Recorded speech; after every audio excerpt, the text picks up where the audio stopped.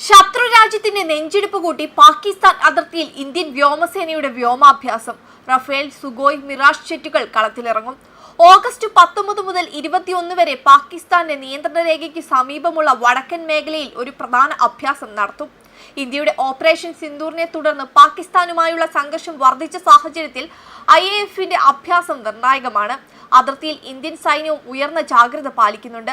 വിവിധ വിമാനങ്ങളും ഉദ്യോഗസ്ഥരും ഉൾപ്പെടുന്ന ഈ അഭ്യാസം ഇന്ത്യൻ വ്യോമസേനയുടെ പ്രവർത്തന സന്നദ്ധയും കഴിവുകളും വർദ്ധിപ്പിക്കുന്നതിന്റെ ഭാഗമായാണെന്നാണ് റിപ്പോർട്ടുകൾ.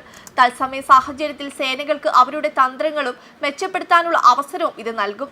സുരക്ഷാ കാരണങ്ങളാൽ ഉൾപ്പെട്ടിരിക്കുന്ന നിർദ്ദിഷ്ട വിമാനങ്ങളും ഉദ്യോഗസ്ഥരും ഉൾപ്പെടെയുള്ള അഭ്യാസത്തിന്റെ കൃത്യമായ വിശദാംശങ്ങൾ പരസ്യമായി വെളിപ്പെടുത്തിയിട്ടില്ല. കൂടാതെ കഴിഞ്ഞ ആഴ്ച അറബിക്കടലിൽ നാവികസേന അഭ്യാസം നടത്തിയിരുന്നു. ഗുജറാത്തിലെ പോർബന്ദറിലും ഓഖ തീരങ്ങളോട് ചേർന്നുമാണ് നാവിക അഭ്യാസം നടത്തിയത്. ഇത്തരം സൈനിക അഭ്യാസങ്ങൾ പതിവുള്ളതാണെന്നാണ് പ്രതിരോധ വിഭാഗം വ്യക്തമാക്കിയത്. എന്നാലും ഇന്ത്യ സൈനിക ശക്തി പരീക്ഷണം നടത്തുന്ന അതേസമയം പാകിസ്ഥാനും നടത്തിയെന്നിരുന്നതായിരുന്നു ഏറ്റവും ശ്രദ്ധ പിടിച്ചുപറ്റിയ കാര്യം. ഇന്ത്യ എന്തു ചെയ്യുന്നു അത് അതേപടി പകർത്തി കോപ്പിയടിക്കുകയാണ് പാകിസ്ഥാന്റെ പരിപാടി. കഴിഞ്ഞ ആഴ്ച നടന്ന അഭ്യാസത്തിലും ഇത് തന്നെയാണ് കണ്ടത്. ഇന്ത്യൻ തീരത്ത് നിന്നും ഏതാണ്ട് 60 നോട്ടിക്കൽ മൈൽ മാത്രമകലെ പാകിസ്ഥാന്റെ അതിർത്തിയിലാണ് പാകിസ്ഥാൻ സൈനിക അഭ്യാസം നടത്തിയത്. മെയ് മാസത്തിൽ ഓപ്പറേഷൻ സിന്ദൂറിന് ശേഷമാണ് ഇരു സൈന്യവും ഒരേ സമയം അഭ്യാസം നടത്തിയത്. അതേസമയം ഒരു രാജ്യത്തെ സേനാ വിഭാഗങ്ങളിൽ പ്രധാനപ്പെട്ട ഒന്നാണ് വ്യോമസേന.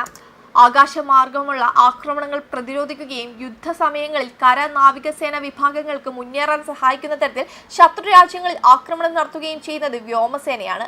1910 ഫ്രഞ്ച് ആർമിയാണ് ആദ്യമായി വ്യോമസേന രൂപീകരിച്ചത്. ഏവിയേഷൻ ആർമി എന്ന പേരിൽ അറിയപ്പെടുന്ന ഈ വിഭാഗം 1911 തുർക്കിയുമായുള്ള യുദ്ധത്തിൽ ആകാശമാർഗം ആക്രമണം നടത്തിയാണ് ആദ്യത്തെ വ്യോമാക്രമണം. ഇന്ന് ലോകത്തെ എല്ലാ രാഷ്ട്രങ്ങൾക്കും സ്വന്തമായി വ്യോമസേനയുണ്ട്. അമേരിക്കൻ വ്യോമസേനയാണ് ലോകത്തിലെ ഏറ്റവും മികച്ചതും വലുതും ആധുനികവുമായ വ്യോമസേനയായി കണക്കാക്കപ്പെടുന്നത്.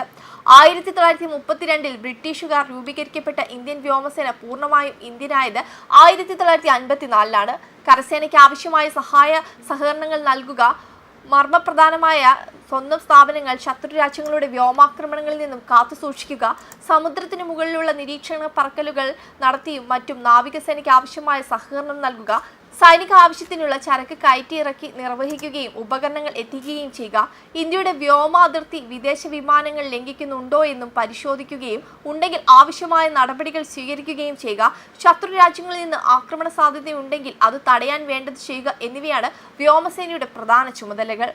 സമാധാന കാലത്ത് വ്യോമസേനയുടെ സേവനം മറ്റു രംഗങ്ങളിലും ഉപയോഗപ്പെടുത്താറുണ്ട്. വളരെ വേഗത്തിൽ ചരക്കു കയറ്റിയിറക്കി നിർവഹിക്കേണ്ടി വരുമ്പോഴും വെള്ളപ്പൊക്കം മൂലമോ മറ്റു കാരണങ്ങളാലോ ഒറ്റപ്പെട്ടു പോകുന്ന സ്ഥലങ്ങളിൽ ഭക്ഷണ പദാർത്ഥങ്ങളും മറ്റും ആകാശമാർഗം വിതരണം നടത്തേണ്ടി വരുമ്പോഴും വ്യോമസേനയുടെ സേവനം ഉപയോഗപ്പെടുത്താറുണ്ട്.